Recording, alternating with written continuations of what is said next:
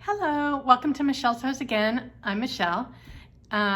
Today I am going to do an ice dye along.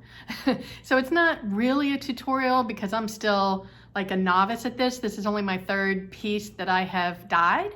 But I feel like the process, like the steps that you take, are pretty straightforward. I learned them after binge watching two tie-dyeing channels, and I will link them both below. One is Angie at Fun Endeavors Tie-Dye, and the other, I don't know his name because I don't think he's ever said it, but Casual Collisions Tie-Dye. And they both do really cool like designs.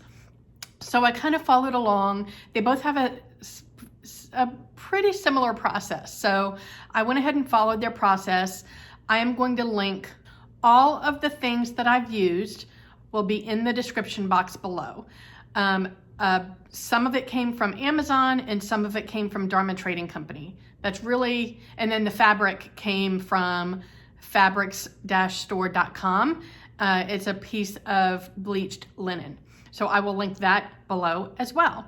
So if that sounds interesting to you, then follow along because we're about to go on a ride. So I am going to switch over to the tutorial. I'm going to take you step by step through what I did, and then we will meet back here at the end. Okay, so here are the supplies that I'm using. I've got a plastic bin. Now, what I have learned is it's very important to have a plastic bin that doesn't have any lip going on the sides. So you can see here, I had a plastic bin where the sides kind of went up a little bit, and that really created some problems when I was trying to balance my grate on top. So you can see here it's nice and flat, and that's because I got a new bin that doesn't have those lips on the side. So, you know, this bin's probably a little bit small to do large pieces of fabric unless you're going to fold them up. So I probably need a bigger one. This one is 11.4 quarts, 14.45 by 12.55 by 5.67 inches. So I'm probably going to get a little bit of a bigger one, but it actually works perfectly. It's the perfect size for the metal grate that I have. And you'll see where we need that once I get started dyeing.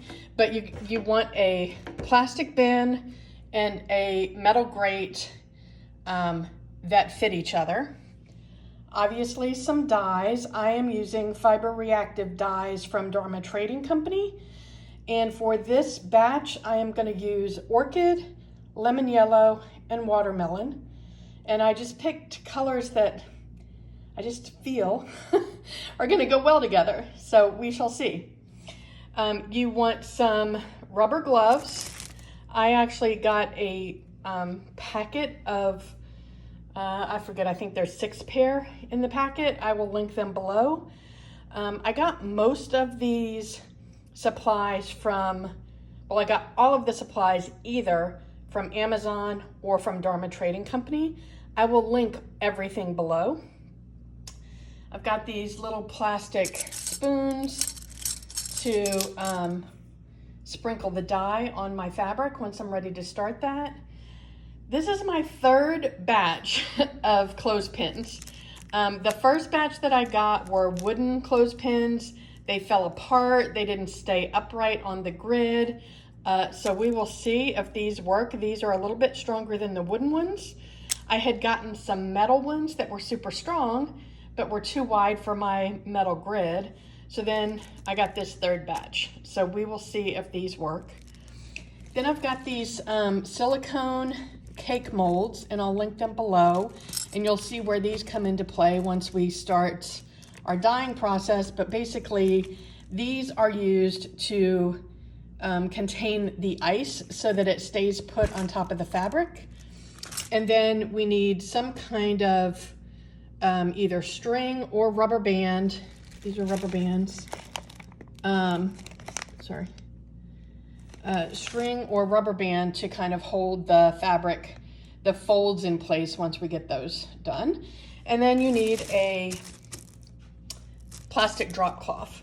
So the one that I have is this one. It's Bates Choice plastic drop cloth. Actually, it came with two 6x9 plastic drop cloths, and I discovered that I could cut them in half and it fit perfectly on my countertop.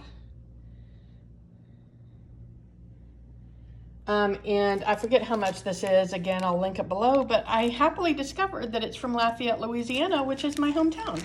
So that was a plus.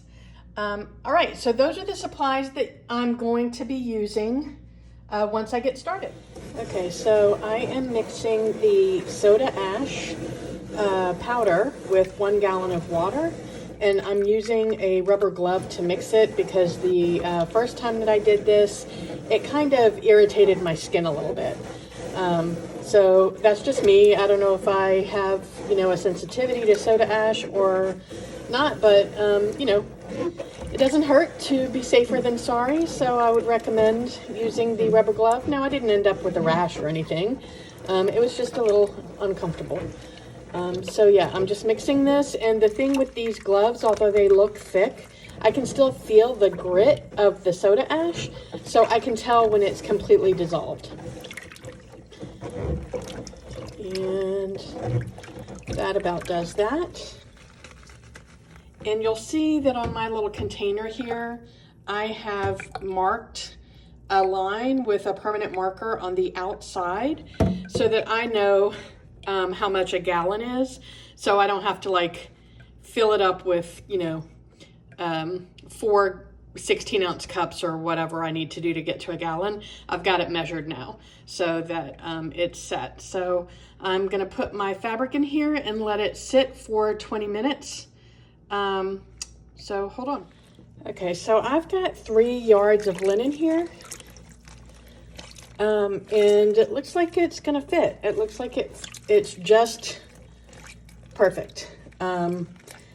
You want to make sure that the water kind of covers the fabric so that it's fully submerged.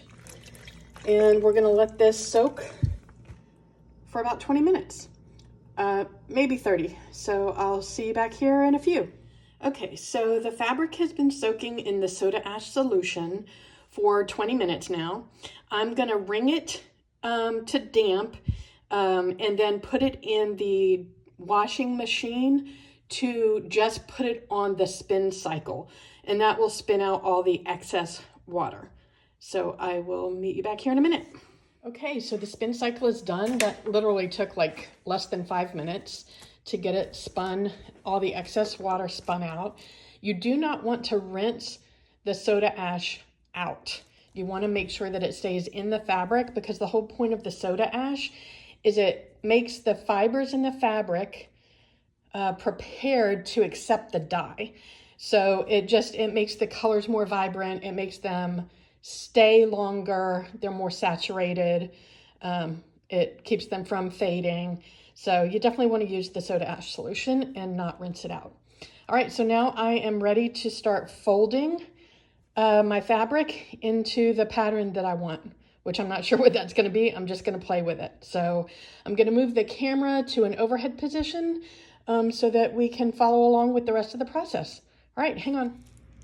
Okay, so now I am ready to start doing my fancy folding, and I'm just going to play around with it. So because this is such a big piece of fabric, I went ahead and folded it in half a few times just to get it to this size so I could figure out how I wanted to fold it. So the last time that I did a big piece of fabric like this, I folded it in half and half and half until I got to this square, and then I did my fan folds from the corner.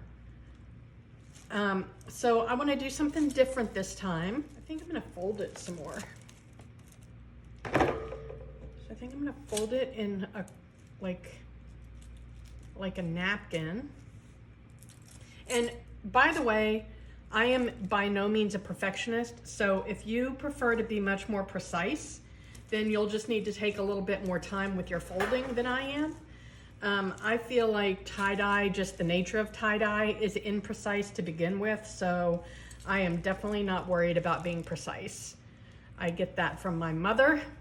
I definitely, my mother was, you know, she didn't like to be a perfectionist, and she called it being eclectic.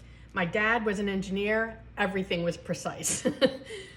So I got a little bit of both of them. For my creative endeavors, I definitely got that part from my mom. All right, so I'm gonna fold it like that. Let's see, and then let's try folding it over again.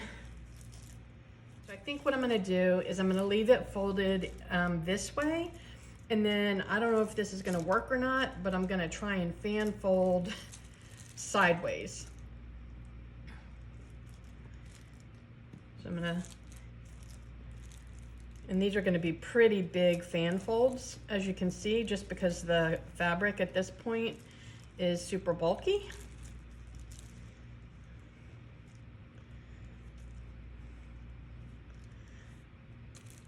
Okay, so that's pretty,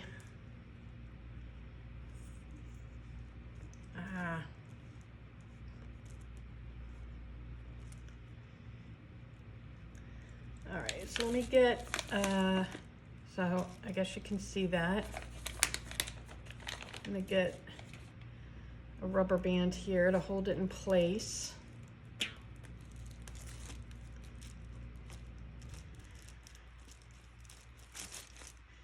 All right, so now I'm going to use some deer sinew, and the reason that you use deer sinew instead of a rubber band is because this is got, it's covered in wax. Where's the end? There we go. It's covered in wax.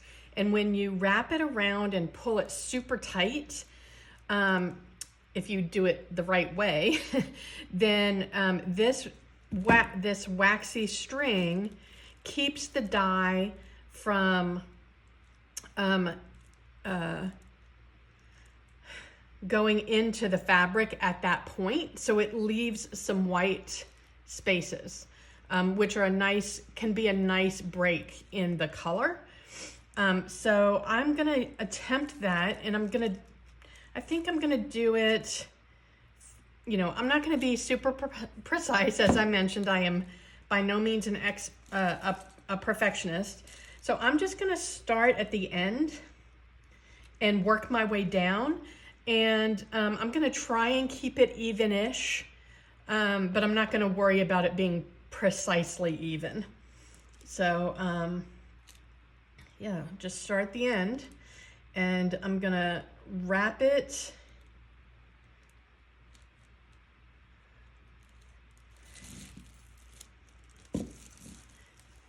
and pull it really tight.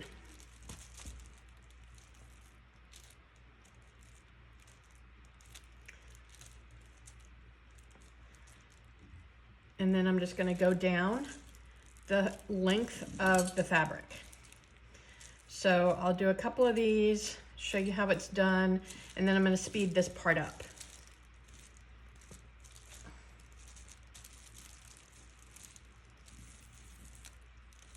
So you wanna get it tight.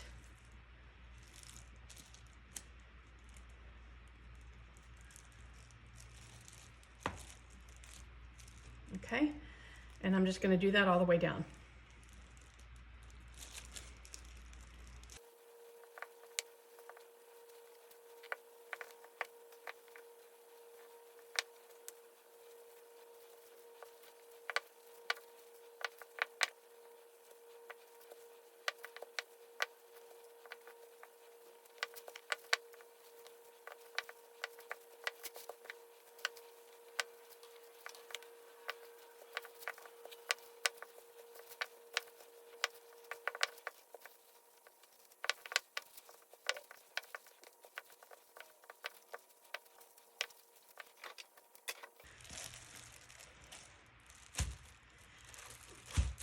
Okay, so I'm finished folding my fabric, or wrapping my fabric. As you can see, there's these strands that are at an angle. These are not going to keep anything from dyeing underneath because I didn't pull them tight. But if you wanted to do a pattern like that, you certainly could. You just want to make sure that you're pulling it as tight as possible. You can crisscross it. I mean, you can do all kinds of things with the sinew. The other thing that you can do is you can actually sew your garment first. If you want the tie-dye to be, if you want the pattern to flow among all the pieces of the pattern, I like to do, I do it both ways. I did my coveralls. I'll insert a picture here of the coveralls that I made. And I dyed that after I made the garment. And then the Style Arc Nova Midi that I that I made, I dyed the fabric first and then made the garment. And so that's what I'm doing here is I'm obviously dyeing the fabric first. And you can see here why I need a bigger bin, because if I'm gonna do whole pieces of fabric, they don't really fit on top of my bin. So I'm gonna have to figure out how to bend this and make it fit over.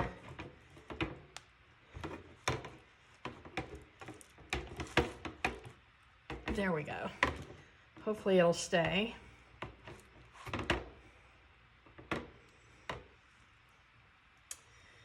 Maybe that's what I'll do. I'll do a big rubber band.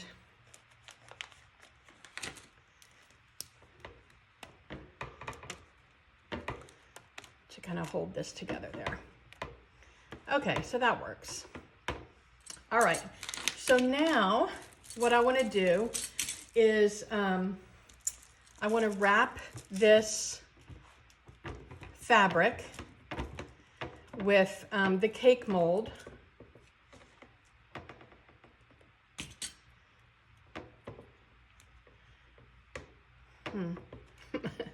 My fabric is sticking up as high as my cake mold. Hopefully it will still do the job.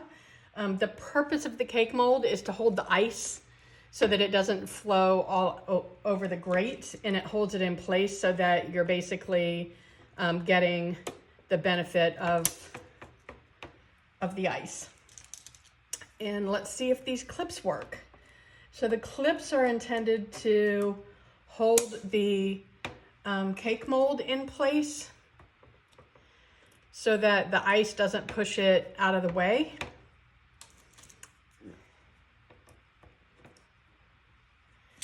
So far, so good.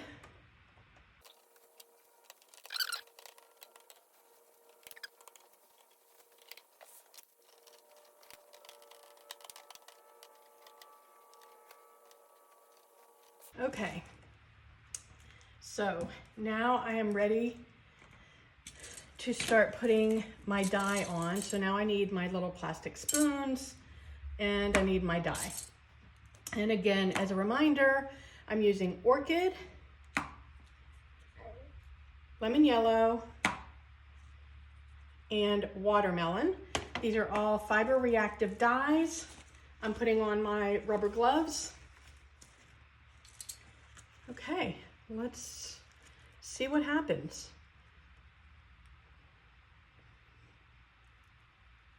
I am not doing this in any particular order. I'm just going to be pretty random about it.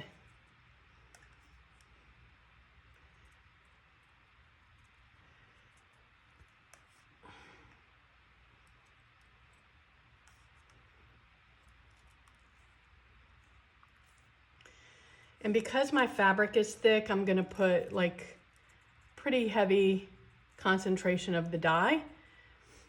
And what happens is after you put the ice on top, the ice mixes with the dye and melts it through the fabric. So in the last one that I did, the fabric was also really thick, and I didn't have to do anything on the opposite side of the fabric, leaving it to go through with the ice melting, it went all the way through the fabric. So the opposite side of my fabric got well dyed.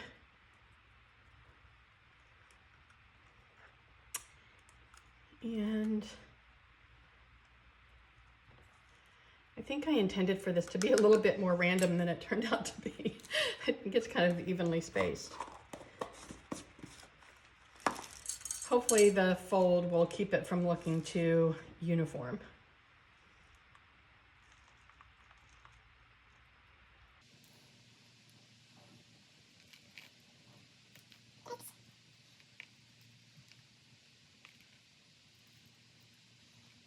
I'm going to link you to some much more professional dyers than me in the description box, so that if you want to learn like a more professional technique, I would highly encourage you to go check out Angie from Fun Endeavors. And I don't know his name because I don't think he's ever said it, but the guy from Casual Collision Tie-Dye. They both do really amazing designs on their YouTube channels, and I very much encourage you to go and check them out.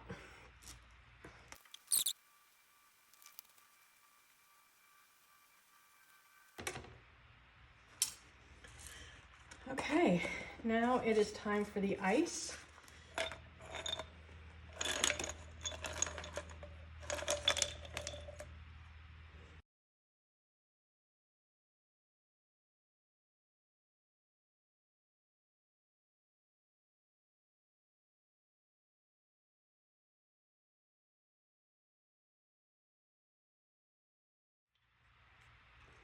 So I have to say this is not perfect, but this is the best ice coverage I've ever gotten.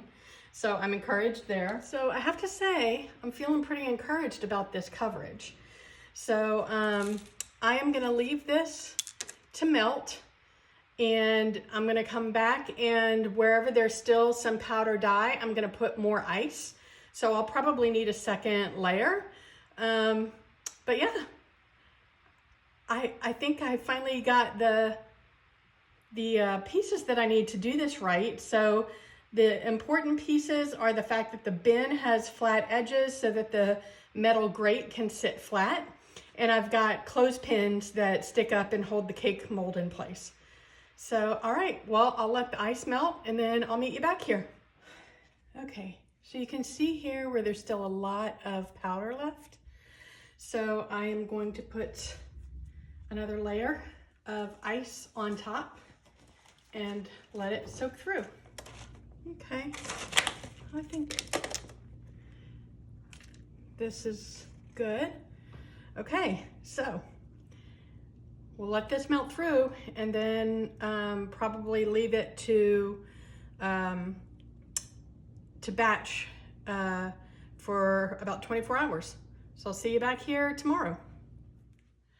Okay, the ice is completely melted, obviously. It has been 24 hours now since the last batch of ice. So I did go ahead and add a third layer because there was still a lot of the dye was not dissolved.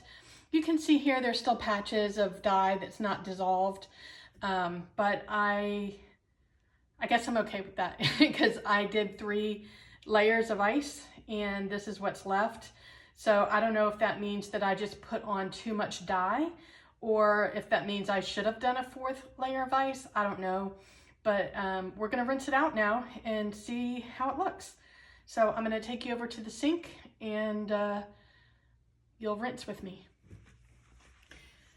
Okay, here it is. I'm going to follow the lead from Angie from Fun Endeavors, so I'm gonna link her below. She usually rinses in cold water first to get the soda ash rinsed off, and then she slowly heats it up to hotter water to get the excess dye out. So that's what we're gonna do, and I'm just gonna speed you through this part.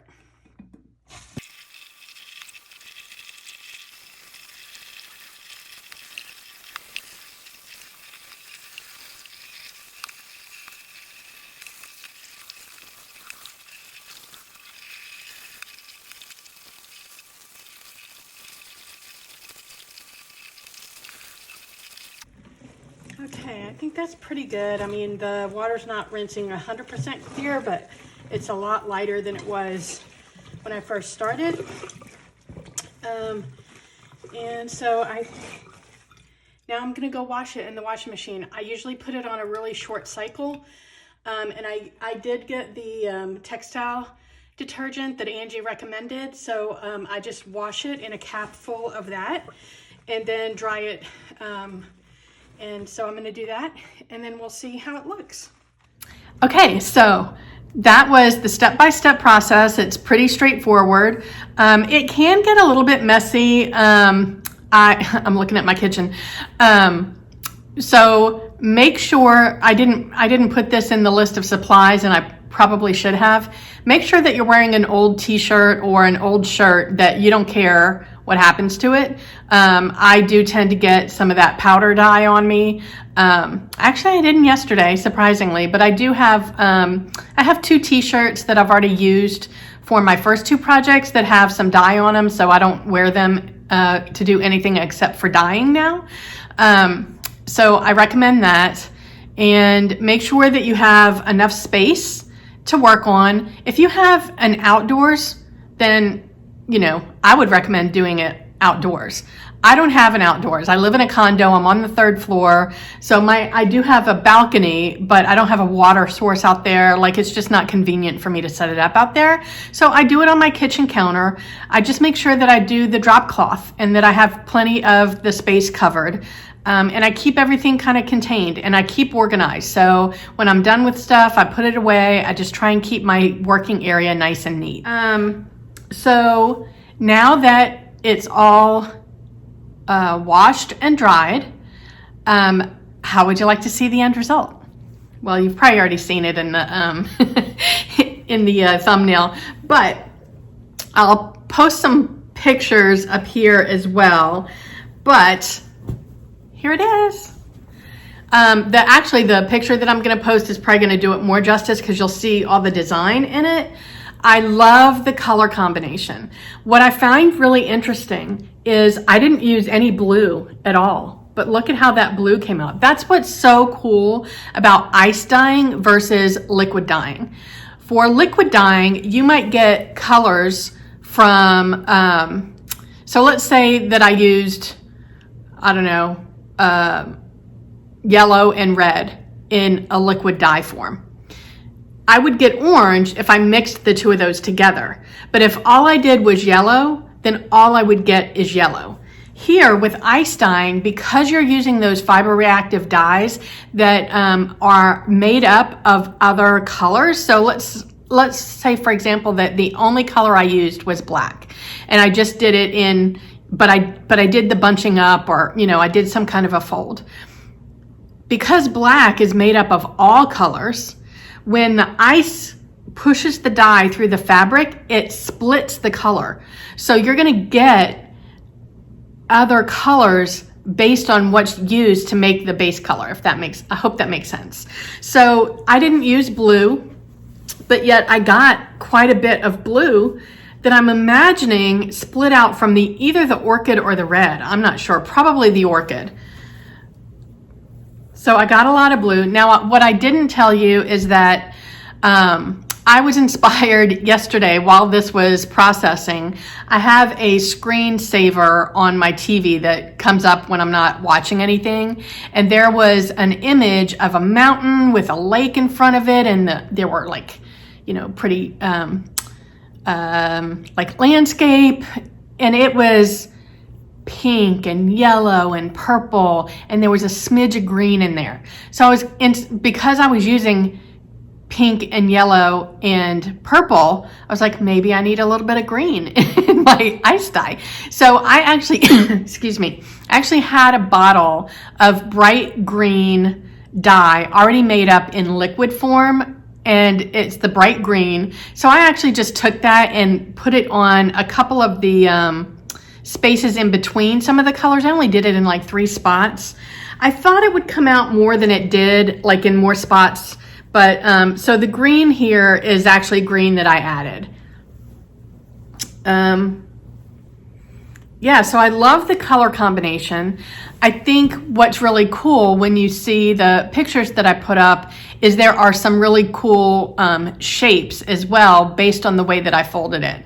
So right smack dab in the center is this big diamond shape that's full of all kind of cool colors. And then off to the sides is this big like X image that's really kind of cool.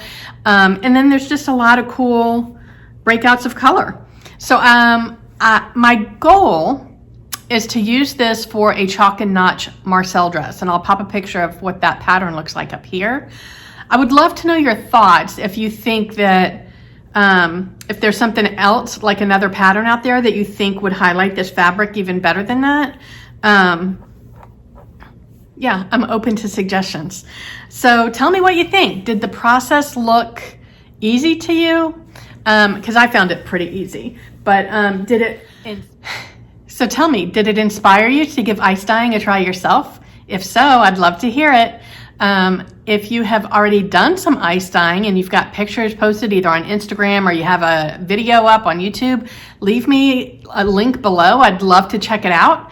I'd love to hear your thoughts on this. So please join me in the comment section, and I look forward to next time. Thanks so much for joining me. I hope that you found this helpful, and I hope wherever you are that the weather is amazing and that you're able to get some sewing in. Thanks. Bye.